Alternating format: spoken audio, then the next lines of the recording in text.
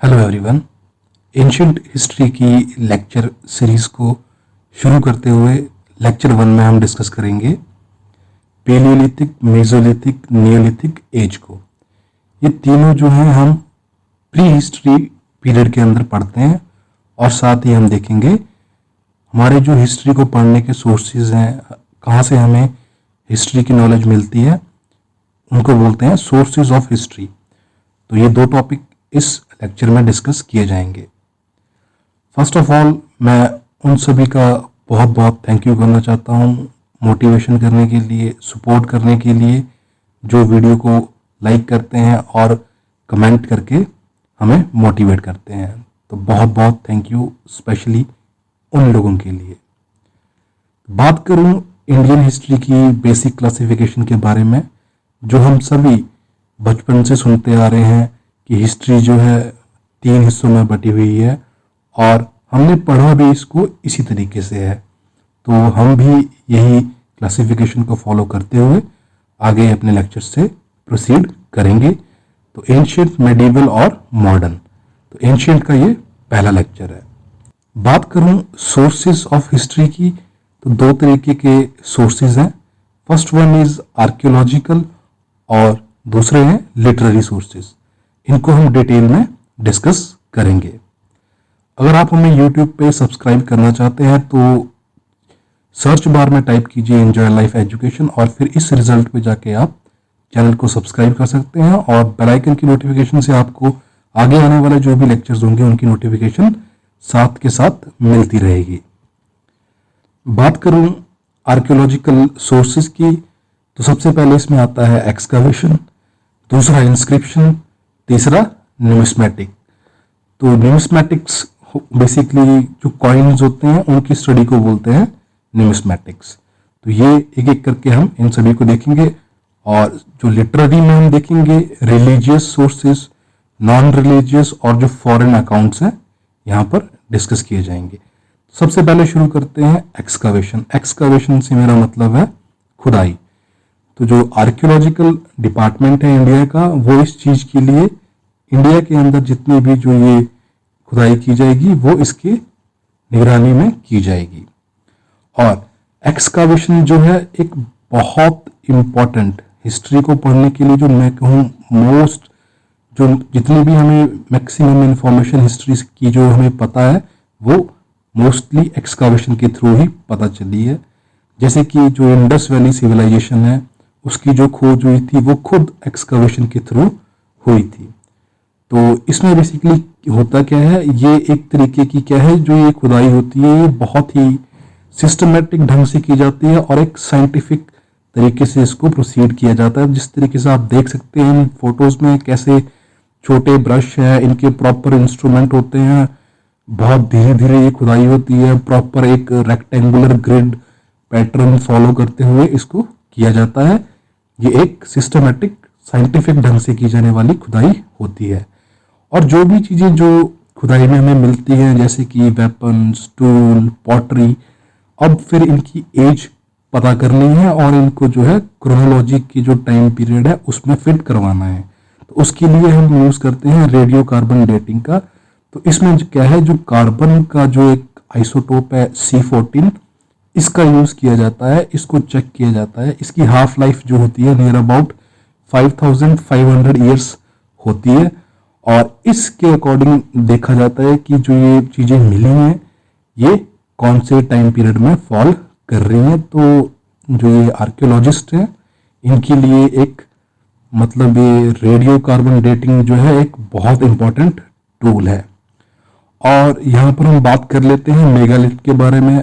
Important है, कई बार examination में पूछा जाता है। तो मेगालिथ बेसिकली क्या है, ये बरियल साइट्स हैं जो कि मोस्टली सदर्न इंडिया में पाई जाती हैं और तमिलनाडु में मोस्टली ये देखी जाती हैं।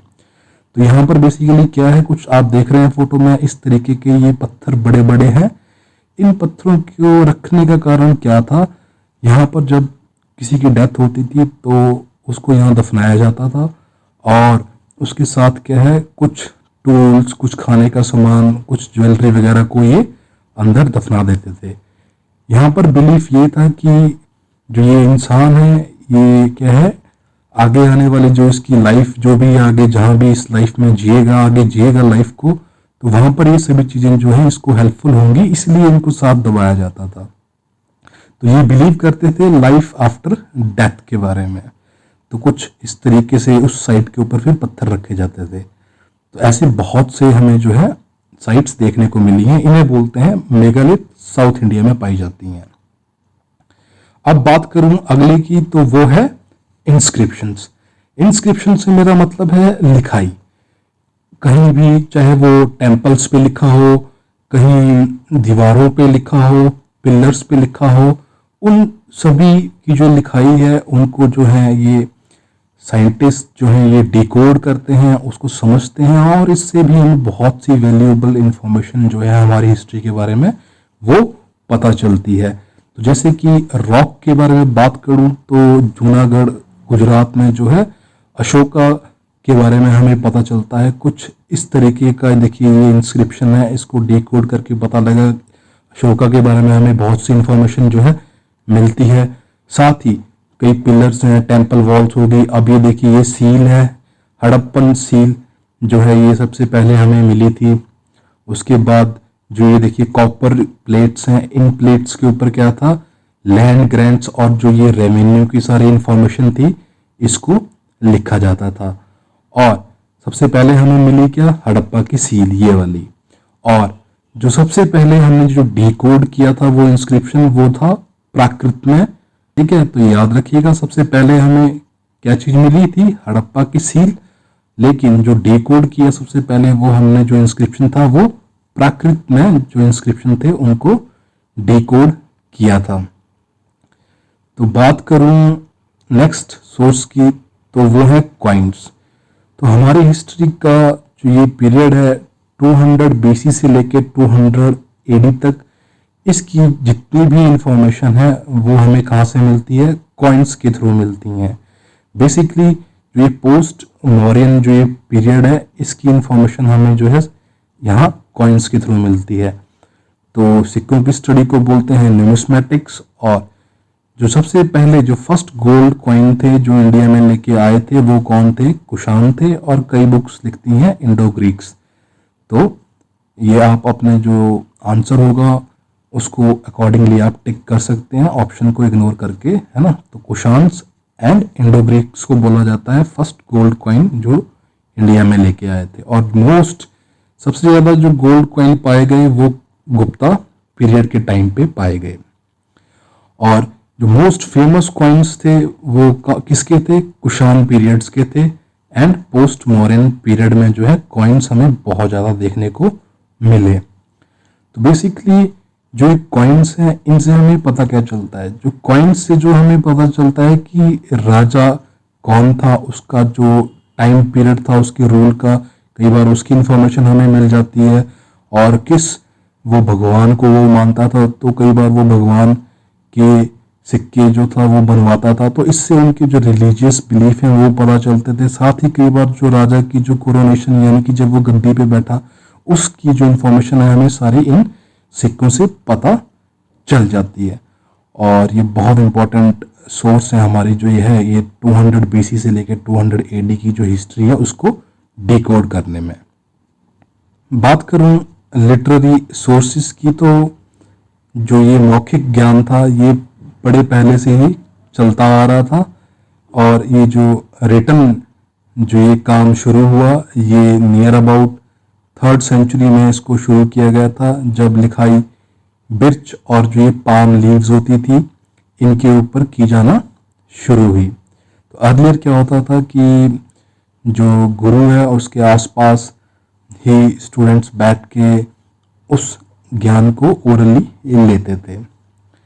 तो रिलीजियस सोर्सेज में देखिए जो हिंदुइज्म के जितने भी जो रिलीजियस सोर्सेज हैं उनको सबसे पहले जो है संस्कृत में लिखा गया, वेद, रामायण, महाभारत, पुराण। तो ये भी हमारे लिए मतलब हमारी हिस्ट्री को जानने का बहुत अच्छा सोर्स होते हैं। और बुद्धिज़्म के अंदर जो लिखा गया उनके जो ये जातक कथाएं हैं, इनके जो पितक्स हैं, अभिधम पितक, सूत पितक, विनय पितक, ये सब जो है ये पाली लैंग्वेज में लिखे गए थे इनिशियली। और जैन जो लिटरेचर लिखा गया वो प्राकृत लैंग्वेज में लिखा गया, और इसका सबसे अच्छा एग्जाम्पल है भगवती सूत्र, जिसमें हमें जो ये 16 महाजनपद हैं इनकी इंफॉर्मेशन के बारे में पता चलता है। बात करूँ नॉन रिलीजियस लिटरेचर की, तो इसको जो है 500 BC से लेके 500 AD का जो ये टाइम पीरियड है इस दौरान कंपाइल किया गया था। और बेसिकली इसमें क्या लिखा, इसमें हमें मतलब क्या इन्फॉर्मेशन पता चलती है, इसमें जो भी मतलब लॉस थे जो कि सोसाइटी को गवर्न करते थे उनके बारे में इंफॉर्मेशन हमें मिलती है, और साथ ही राजा किस तरीके से जो था अपनी प्रजा पे रूल करता था, और किसी व्यक्ति के अपने समाज के प्रति क्या दायित्व था, औरतों का क्या रिस्पॉन्सिबिलिटी थी, ये सारी जो इन्फॉर्मेशन उस टाइम की जो है हमें इन नॉन रिलीजियस लिटरेचर से मिलती हैं। तो इसमें जो है धर्म सूत्र और जो ये स्मृतिज हैं जैसे कि मनुस्मृति वगैरह, इन सारी जो बुक्स हैं इसके अंदर आती हैं। और कौटिल्य की जो अर्थशास्त्र है, अर्थशास्त्र बेसिकली क्या है, इकोनॉमिक्स के ऊपर बुक नहीं है, ये है पॉलिटी और गवर्नेंस के ऊपर कि किस तरीके से राजा को जो है अपनी प्रजा पे रूल करना चाहिए, ये बताती है हमें कौटिल्य की अर्थशास्त्र। और कल्हान ने लिखी थी राजतरंगिनी। राजतरंगिनी जो है कश्मीर के 5000 साल का जो है इतिहास है, राजतरंगिनी कल्हान ने इसे लिखा था। और कालिदास ने लिखी मालविकी अग्निमित्रम, जो कि एक स्टोरी है, और स्टोरीज के थ्रू भी हमें पता चलता है, बेसिकली स्टोरीज जो होती हैं वो जो हमारा समाज होता है उसी का ही एक आईना होती हैं। तो इसको पढ़ के जो है हमें उस टाइम की जो सोसाइटी थी वो कैसी थी उसके बारे में इंफॉर्मेशन मिलती है।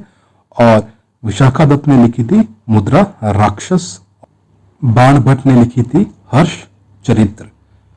और ये देखिए अष्टाध्यायी, सबसे इम्पोर्टेंट बुक जिसे कि संस्कृत का ग्रामर भी बोला जाता है, और ये लिखी गई थी पाणिनि के द्वारा।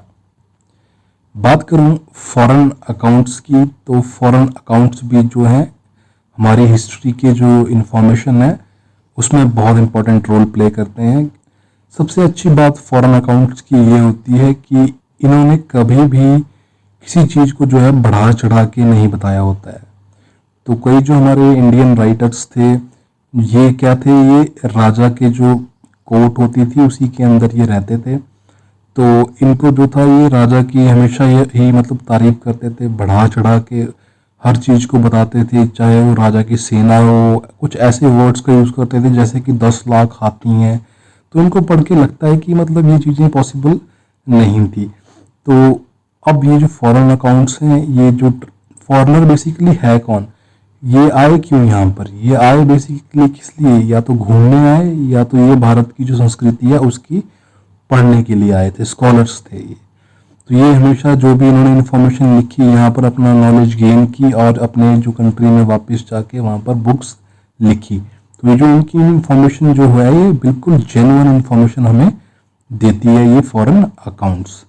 तो जैसे कि सबसे पहले देखिए मेगास्थीन्स ने क्या लिखी, इंडिका। तो ये जो थे चंद्रगुप्त मौर्य के जो कोर्ट में एक ग्रीक एम्बेसडर थे मेगास्थीन्स, इन्होंने लिखी इंडिका बुक।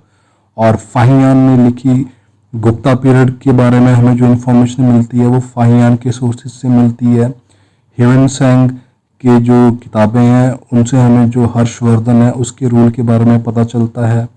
और अलब्रूनी ने जो ये किताब लिखी है किताब तारिक उल हिंद, इसमें हमें जो है इंडिया का जो एक बहुत ही कम्प्रिहेंसिव बुक है इंडियन हिस्ट्री के बारे में, जिसमें हमें कि मतलब जो हमारा भारत है उसके इतिहास के बारे में बहुत एक डीप नॉलेज मिलती है, इसलिए इसको जो है इंडोलॉजी की बेस्ट बुक भी बोला जाता है।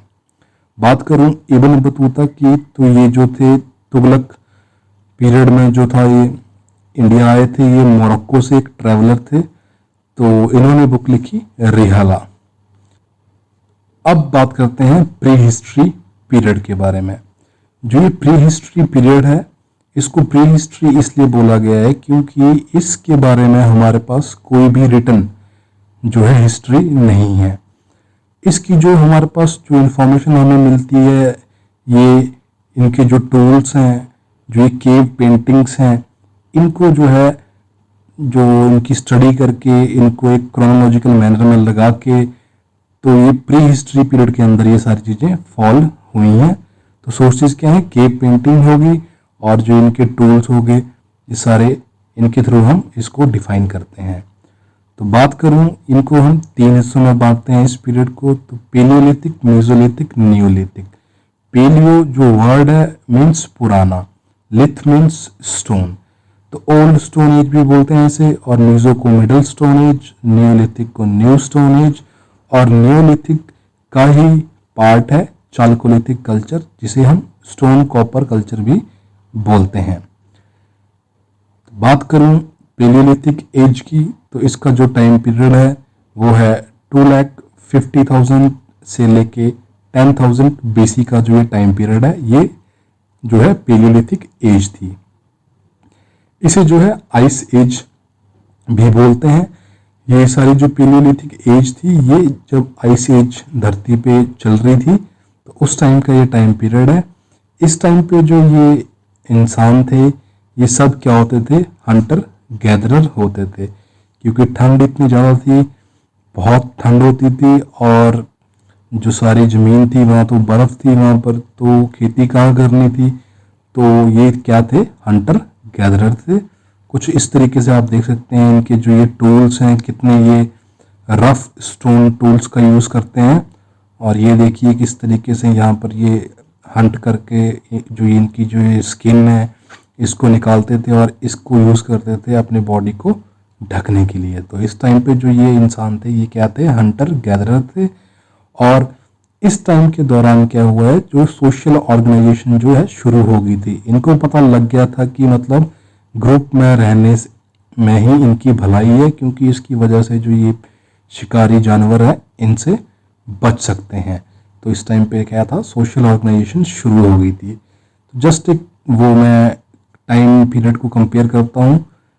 इसके देखिए जो अर्थ है उसकी जो एज है वो है 4 बिलियन ईयर ओल्ड, और जो ये प्रोटो ह्यूमंस थे, जो ये पुराने ह्यूमंस थे जैसे कि होमो इरेक्टस, होमो निएंडरथालिस वगैरह, ये 1 मिलियन ईयर ओल्ड हैं। और जो हम जो रिसेंट जो ये होमो सेपियंस हैं, ये सिर्फ और सिर्फ 40,000 BC ओल्ड हैं। तो आप इस एज का जो टाइम पीरियड है आप कंपेयर कर सकते हैं कि ये कहाँ पर कितने पीछे ये एज है। तो ये सब देखिए, ये स्टोन टूल्स कितने मतलब रफ हैं। और बात करूं जो ये पेलियोलिथिक जो साइट्स हैं जो कि एग्जामिनेशन में पूछी जाती हैं, तो नर्मदा वैली मध्य प्रदेश में, तुंगभद्रा वैली कर्नाटका, गोदावरी वैली जो है महाराष्ट्र, और सोहन वैली जो है पाकिस्तान में, पेशावर में जो है ये इम्पॉर्टेंट साइट्स हैं पेलियोलिथिक की। और साथ ही भिमबेटका भोपाल मध्य प्रदेश। भिमबेटका इम्पॉर्टेंट है क्योंकि ये क्या है, तीनों ही, चाहे वो पेलियो हो, मीजो हो, नियो हो, ये तीनों की जो है साइट भिमबेटका है। भिमबेटका में जो है 500 के आसपास जो है केव्स फाउंड की गई।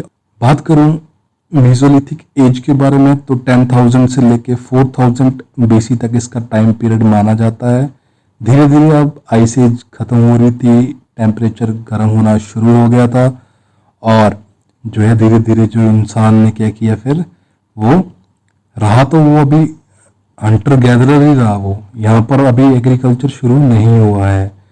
और बट जो उसके जो ये टूल्स थे ये थोड़े उसने शार्प कर लिए, और काफ़ी छोटे टूल्स थे इनको, तो इनको बोला जाता था माइक्रोलिथ। तो ये सबसे इम्पोर्टेंट चीज़ है नियो मीजोलिथिक एज की, कि जो टूल्स थे उनको बोला जाता था माइक्रोलिथ, और ये काफ़ी शार्प थे। और साथ ही यहाँ पर इन्होंने क्या था, डोमेस्टिकेशन को भी शुरू कर दिया था। तो इनको पता लग गया था कि जानवरों को मतलब पालने से इनको जो है वूल मिलती है, इनको दूध वगैरह आदि कुछ खाने की चीज़ें भी ये ले सकते हैं। तो इस टाइम पे जो है डोमेस्टिकेशन ऑफ एनिमल्स इन्होंने शुरू कर दी थी। तो ये सारे जो है इम्पॉर्टेंट फीचर है मीजोलिथिक एज के। अभी भी ये हंटर गैदरर ही हैं, एग्रीकल्चर शुरू नहीं हुआ है। तो इम्पोर्टेंट साइट्स देख लीजिए, बागोर है राजस्थान में, भिमबेटका मैंने जैसे आपको बताया मध्य प्रदेश की, सराय नहर जो है सदर्न यूपी में है और बीरभानपुर जो है वेस्ट बंगाल में है। तो ये सारी जो एग्जामिनेशन में पूछी जाती हैं इंपॉर्टेंट साइट्स यहाँ पर मैंने लिखी हैं। साइट्स और भी बहुत हैं। बात करूं नियोलिथिक एज की, तो जो इसका ये टाइम पीरियड है वो है 4000 से लेके 1000 BC तक। और यहाँ पर जब पहुँचते पहुँचते जो है इंसान ने जो है डोमेस्टिकेशन को प्रॉपर तरीके से करना शुरू कर दिया और साथ ही उसने जो है जो अपने आसपास की जो ज़मीन थी उसको साफ करके वहाँ पर खेती करना शुरू कर दिया। जब उन्होंने ये काम शुरू किया तो अब वो क्या रहे, हंटर गैदरर नहीं रहे, उनको एक जगह पे सेटल होना पड़ा क्योंकि फसलें जो थी पकने में काफ़ी टाइम लेती थी। तो एक साइकिल सी बन गई थी उनकी, तो वो वहीं पर रहते थे और एक सीडेंटरी लाइफस्टाइल यहाँ पर शुरू हो गया था। और साथ ही कुक्ड फूड, व्हील, पॉटरी और जो पॉलिश्ड टूल्स थे जैसे कि जो ये स्टोन एक्सिस वगैरह थी, इस टाइम पे सब कुछ इन्होंने डिस्कवर कर लिया था। तो बात करूं इनकी इंपॉर्टेंट साइट्स की, तो गुफराकल और बुरज़ाहोम जो है श्रीनगर में सबसे इम्पॉर्टेंट इसकी साइट है, जहां पर कि हमें क्या है, पिट ड्वेलिंग देखने को मिलती है। पिट ड्वेलिंग मतलब कि ज़मीन के अंदर गड्ढा खोद के घर बनाया हुआ है। तो ये भी किसके अंदर आता है, नियोलिथिक एज के अंदर है पिट ड्वेलिंग। ठीक है, इंपॉर्टेंट है गुफराकल एंड बुरज़ाहोम। और जो मेहरगढ़ है बलोचिस्तान पाकिस्तान में, तो ये भी एक बहुत इम्पॉर्टेंट साइट है। अब ये साइट जो माना जाता है, ये इस जो ये टाइम पीरियड है, इसको मेहरगढ़ में जो चीज़ें मिली हैं उनको कार्बन डेटिंग करके पता चला है कि वो 7000 या 5000 BC ओल्ड पुरानी है। तो अब जो हिस्टोरियंस हैं कई मानते हैं कि नियोलिथिक एज बोला उस टाइम से शुरू हो रही है। तो इसकी जो टाइमिंग है वो वेरी करती रहती है अकॉर्डिंग टू डिस्कवरी जहाँ होती है। तो एक जो आपको याद रखना है कि इसका टाइम पीरियड क्या है नियोलिथिक एज का, 4000 से 1000 BC examination point of view से। अगली साइट है कोलधीवा इलाहाबाद में। इसे हम बेलन रिवर वैली के नाम से भी जानते हैं। यहाँ पर जो है दुनिया का जो फर्स्ट एविडेंस है राइस कल्टीवेशन का वो हमें यहीं पर मिला था कोलधीवा में।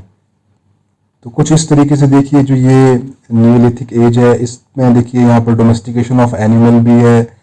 यहाँ पर देखिए किस तरीके से जो है खेती कर रहे हैं, फसलों की कटाई हो रही है, इनके घर देखिए। तो ये जो सारा सीन है ये क्या है, नियोलिथिक एज का है। और बात करूँ कुछ अन्य साइट्स की, तो देखिए नॉर्थ काचर हिल आसाम, दाउजली हादिंग आसाम, भिम्बेटका चिरंद बिहार, ब्रह्मगिरी कर्नाटका, ये सब जो है इंपॉर्टेंट नियोलिथिक साइट्स हैं। एग्जामिनेशन में ये पूछी जाती है, इंपॉर्टेंट है। बात करूं चालकोलिथिक कल्चर के बारे में, तो चालको मीन्स कॉपर। तो कॉपर और स्टोन कल्चर भी इसे बोला जाता है। तो एक चीज आपको याद रखनी है, जो सबसे पहले जो मेटल डिस्कवर की गई वो आयरन नहीं थी, वो क्या थी, कॉपर थी। तो कॉपर सबसे पहले यूज किया गया इंसान के द्वारा। और हम देखेंगे आगे आने वाले लेक्चर्स में कि जो आयरन है उसकी डिस्कवरी कहाँ हुई और किस तरीके से जो है आयरन में जो है रेवोल्यूशन सा ले आया था आयरन।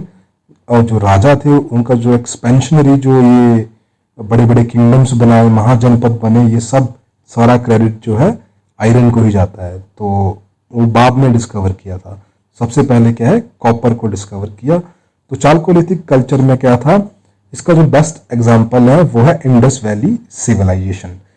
और इसकी एक्सेप्शन भी है ये, क्योंकि ये सिर्फ इंडस वैली सिविलाइजेशन एक ऐसा था जो कि अर्बन था, और बाकी जो मोस्टली इसकी जो साइट्स हैं वो सारी क्या हैं, विलेज कम्युनिटीज में पाई जाती हैं। और इसकी जो सबसे इम्पोर्टेंट खासियत है चालकोलिथिक कल्चर की, वो इनकी क्या है, कलर्ड पॉटरीज, इनके जो अर्दनवेयर्स हैं ये सारे जो है इस तरीके के, देखिए कुछ ये टूल्स इनके हैं चालकोलिथिक कल्चर्स के। तो ये इनके सबसे डिस्टिंक्ट फीचर है, इनकी जो ये कलर्ड पॉटरी है। तो चालकोलिथिक कल्चर्स में देखिए आहार कल्चर उदयपुर का इसके अंदर आता है, घाणेश्वर सीकर का, मालवा कल्चर नर्मदा नदी वाला, दाइमाबाद जो कि परवरा नदी के किनारे महाराष्ट्र में बसा हुआ है, परवरा गोदावरी की ट्रिब्यूटरी है, और जोरवे एंड इनामगांव महाराष्ट्र में, ये सारे जो हैं चालकोलिथिक कल्चर के एग्जाम्पल हैं, एग्जामिनेशन में पूछे जाते हैं। और जो ये इंडस वैली है ये भी इसी का एग्जाम्पल है। तो ये सब था सोर्सेज ऑफ हिस्ट्री, और जो ये हमने पढ़ा प्री हिस्ट्री पीरियड। कोई भी अगर आपका डाउट है तो आप हमें कमेंट बॉक्स में पूछ सकते हैं। अगर पर्सनल कोई मैसेज आप करना चाहते हैं तो आप फेसबुक पेज पे कर सकते हैं। फिलहाल के लिए इतना ही, मिलते हैं अगले वीडियो में नए टॉपिक के साथ। धन्यवाद।